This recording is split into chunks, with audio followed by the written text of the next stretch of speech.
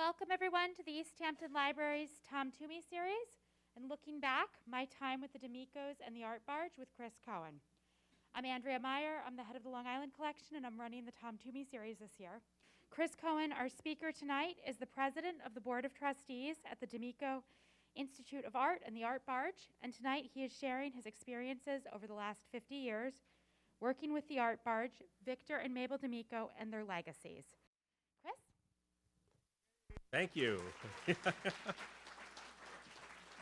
right, thank you. It's great to see everybody, friends and family and Barge and new people. So, bear with me. I'm not always, up front and chit-chatting, but I have 80 images that are all from the archive that we have at the D'Amico House. Every other image is a motivational image, which Victor and Mabel were great educators.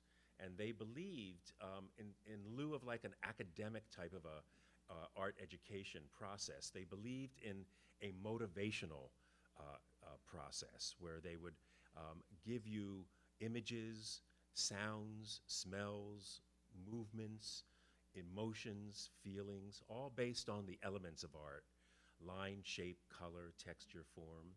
And they wanted you to create a piece of artwork that reflected you as an individual, not as me as the teacher. This is how I paint a tree. This is how you're going to paint a tree. So there's every other image is a motivational image that you're going to see, that there's won't be any comment. And then the other images, they're all taken either by Victor or Mabel in the whole career. There's only one that I took of them. And there's only two of me throughout this whole thing. Even though it's 50 years, that's maybe too many. But I was always on this side of the camera, not on that side of the camera.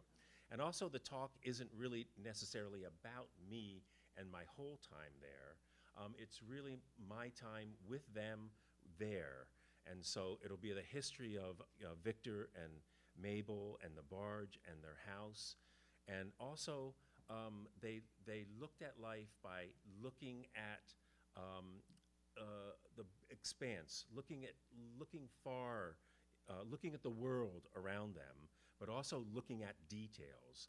So that's how we're going to start. We're going to look at the world, and we're going to then look at our details all around us. So here we go. This is, they're on a plane going to India in the 1960s.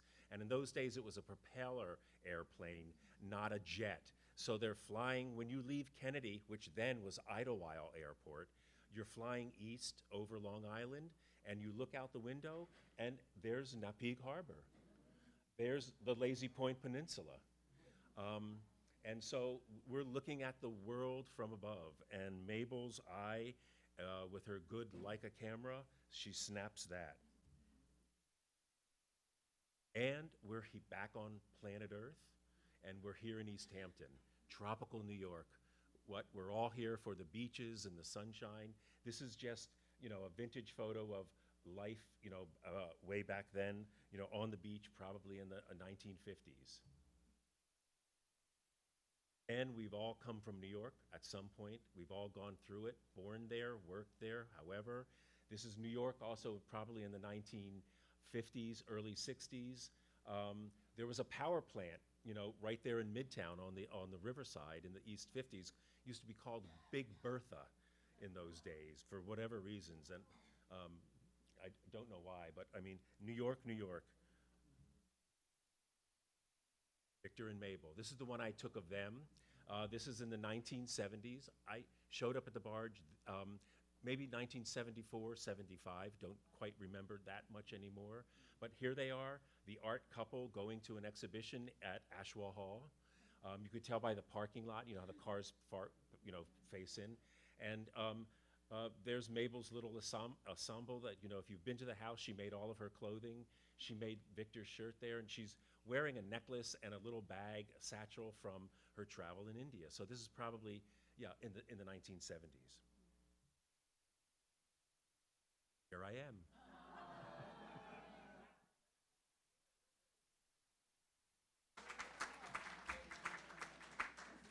Still laughing also, definitely, yeah. Victor and I, there at the barge, and such a good-natured, wonderful individual. We hit it off immediately. My family lived in Montauk would summer in Montauk, and then also bought a motel, which brought me out there to kind of work in the summer. But we visited the house next door to the D'Amicos, to the barge, and I went next door to the barge because I liked artwork, and there was Victor, and so he said, come and paint. I had been trained as a sculptor mostly, and I thought it would be great to kind of, in the land of de Kooning and Pollock, you gotta paint. And so I went in and I started painting, and I was the youngest person there, but he and I just hit it off immediately, and that was it. I stayed there, with him until the day he died, and I'm still there. Now, Victor and Mabel moved to Lazy Point. They came out in the late 1930s, and they, wanted to get away from New York like everybody still does, and they could have bought oceanfront property. They could have bought old homes here in the village, but they really thought that when they found Lazy Point, they really thought that was really a very special place, very unique. Somebody had started to build there at the site, but they abandoned it. So there was some foundation block there, and so they ended up, building the house themselves. Which was just a typical little trapezoid type of a building, very mid-century, but this is, even a little before mid-century as we call it nowadays. One angled roof, you can see the big hole that there was going to be a glass there. So wide open spaces, and they moved to Lazy Point. And they also had a little bit of help, and this is Dirty Shorty and Joe Butka, who were Lazy Point residents. And you could see the old boards that were just recycled. And so they had a little bit of outside help, but they really built the house themselves. They learned how to construct. Mabel, as you all know, was a found object construction artist. And so if you can build a little box of some type, you can also expand it and learn how to measure large and hammer and nail and etc. And with the help of these two guys, you could definitely pull something together. Now, there's Lazy Point from their house, probably in the early 1950s, if not the late 1940s. That's looking east to the launching ramp and to the actual designation of Lazy Point, the little peninsula where they launched their boats. You can see how the shoreline is all marshland and all, and there's lots of beach, and the vista goes all the way over. Hasn't changed that much except for the shoreline. Now that's looking west. That's Mabel's garden. You can see that they've already put in the concrete little paving stones that she learned to mix the concrete. And again, you can see, you can look all the way down west over to Gardener's Bay and all the houses going down Shore Road. She also said that in those days there was such a mist that the only thing that would grow were those petunias.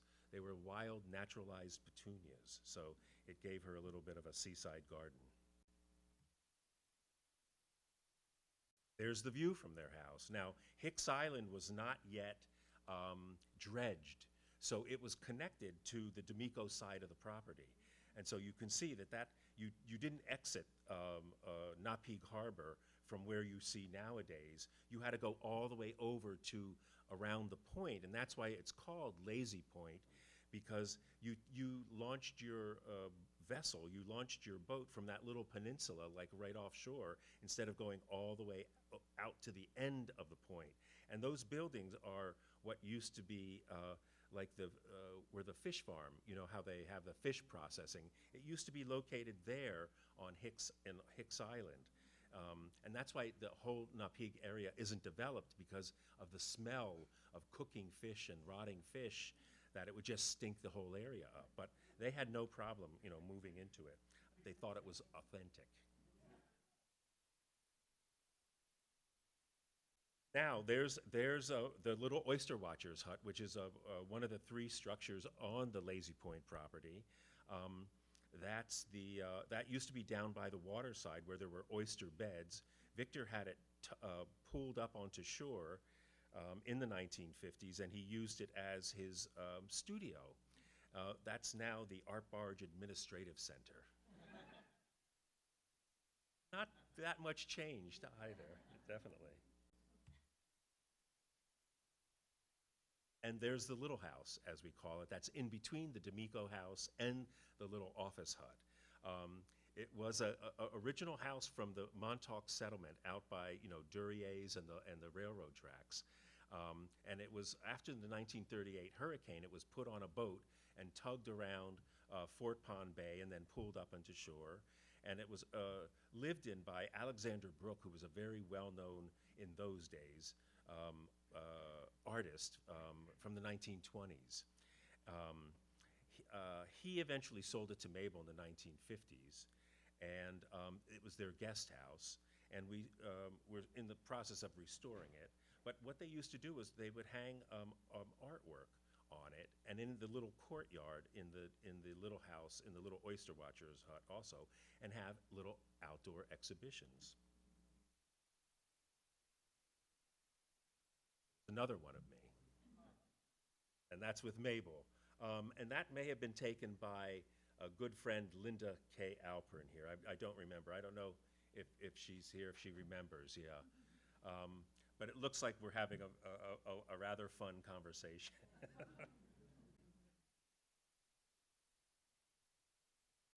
And we move over to the barge. You're driving over and you see the great radio towers. There used to be two.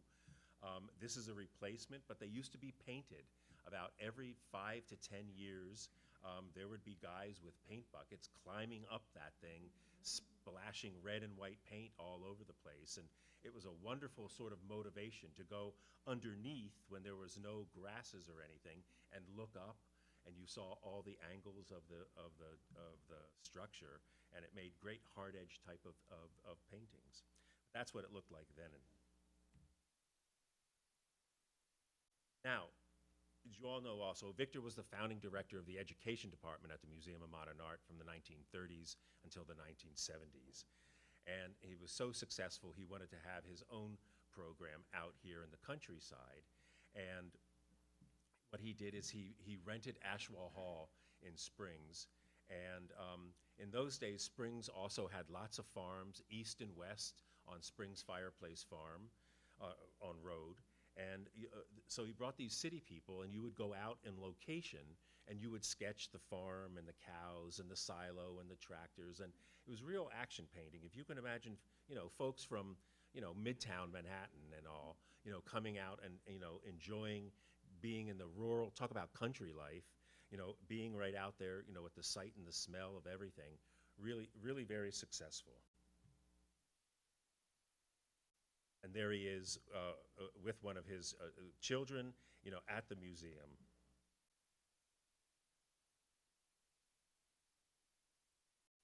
And, even in those days, Victor was very community oriented. And here he is with Beth Gray, who was the director of the director of the East Hampton Library back in the 1970s. And this is probably a publicity photo taken by the East Hampton Star when they probably, had a collection of art books, that were donated to the library. So Beth Gray really got the whole East Hampton Library up and running from when it was started back in the 1930s. So it's great to be working with the East Hampton Library once again. They're helping us with our archive, and it's a great asset and resource here.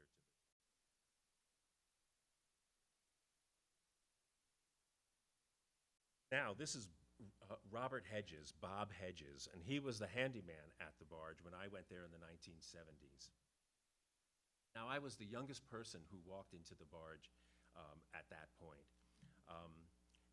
Everybody was quite older, and Bob also told me that he was from the wainscot hedges, and as he pronounced it, wainscot. And he also told me that his ancestors used to sell horses to the English during the Revolutionary War, and that he was also born in 1898. And I said to the woman who I was painting to next, I said, can you imagine old Bob said he's born in 1898? And she said, oh, that's nothing, dear. I was born in 1895. Now, these folks were still talking about during lunch break chit-chat, you know, Wallace Simpson and Maurice Chevalier, you know? But I fit right in because I knew exactly who they were talking about. And so we got along just wonderfully. And so you know, you learn, you know, and I realized that one day I'm going to be, you know, I'm going to say to my studio assistant, which I recently just did this week, I thought about it, you know, that I was born, you know, in 1955.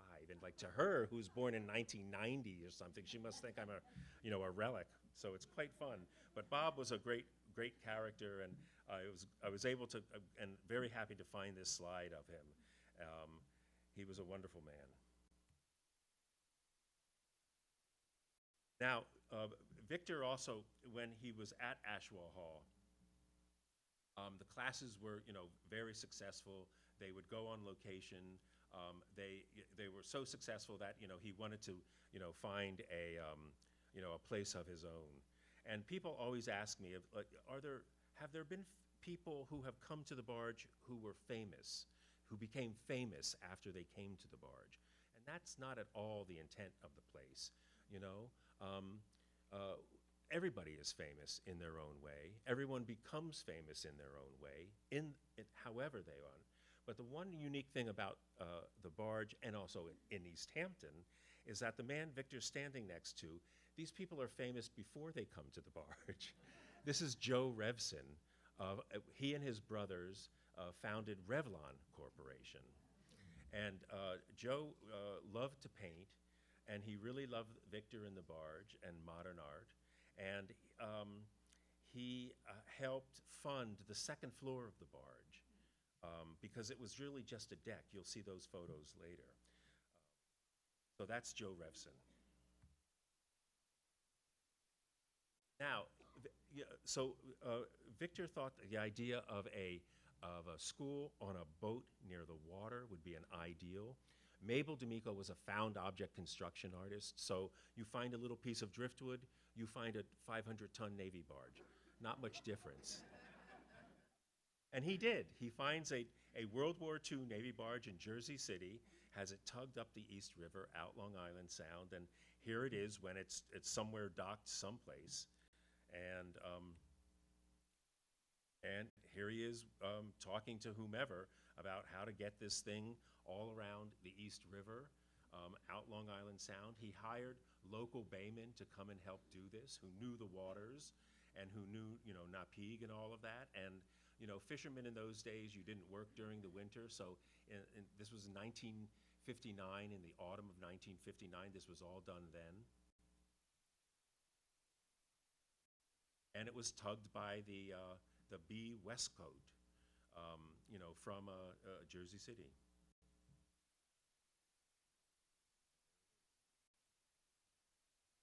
Very seaworthy.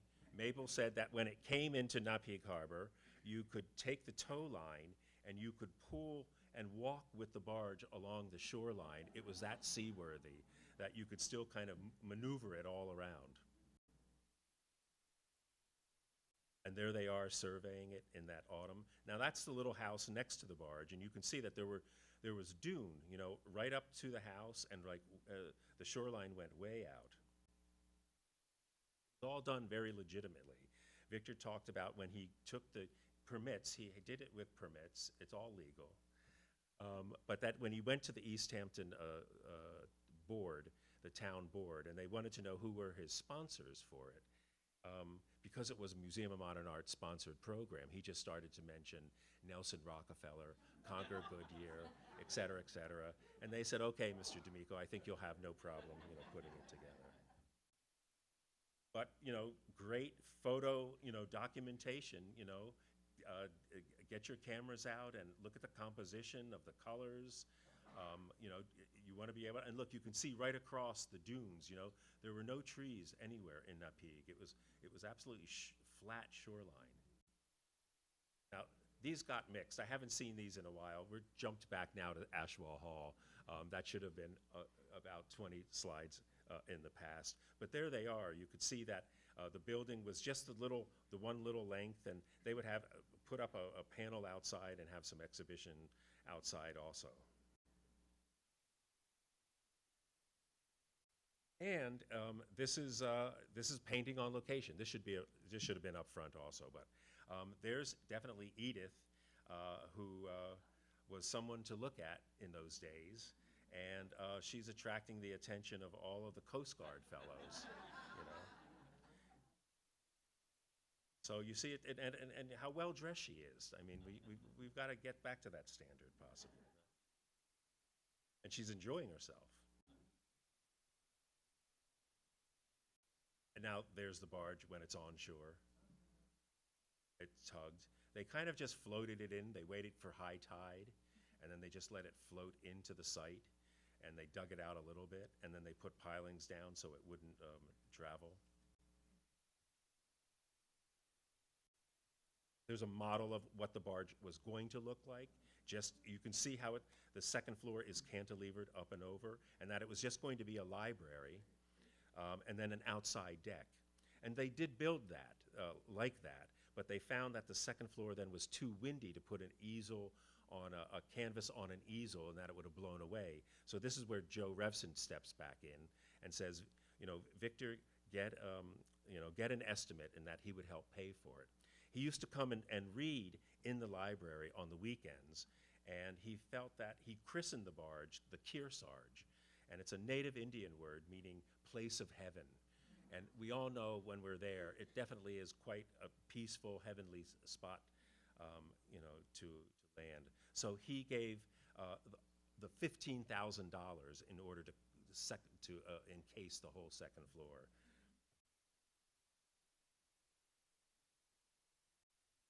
There you see it.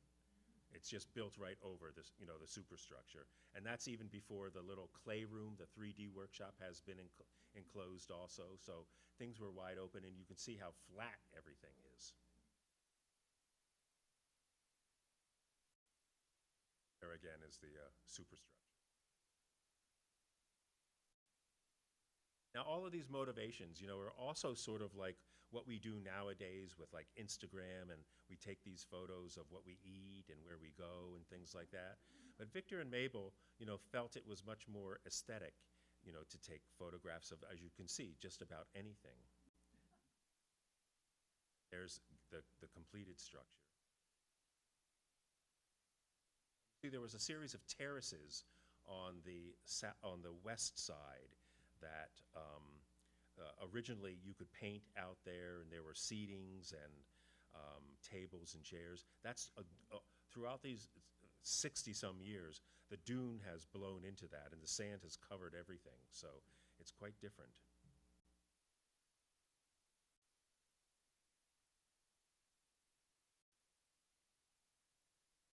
And you can also see that the amount of beach that is there on the Napeague Harbor side. And they even, so much beach that they even had, between the easel there, if you look beyond, they even built like a little structure so that you could put your easels away and you didn't have to hike them back up into the building. All of that is gone. That's all bulkhead now. And you can see that the flagpole, it all started also, the education department was called originally the Institute of Modern Art when it was at the Museum of Modern Art. By the time it came to the barge, it was the NIA, the Napeague Institute of Art. So it's now the Victor D'Amico Institute of Art, and we're starting the process to now name it the Mabel and Victor D'Amico Institute of Art, because it really was Mabel's land. She had bought the land to build their house there, but then they found the Lazy Point property, and then it became very, very easy then to conjure up the idea of tugging a boat and pulling it right onto shore, right when you have, waterfront property.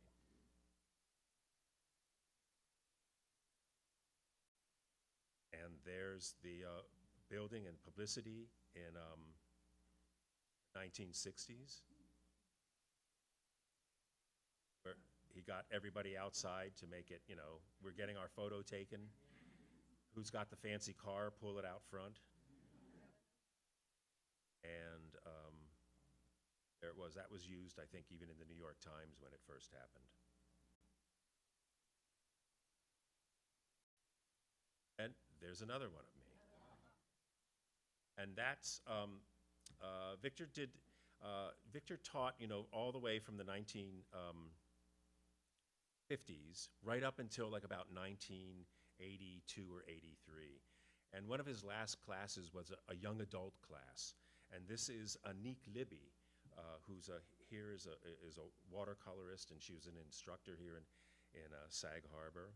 And you could see Victor in between Anique and myself. And so doing some sort of a paper making or something.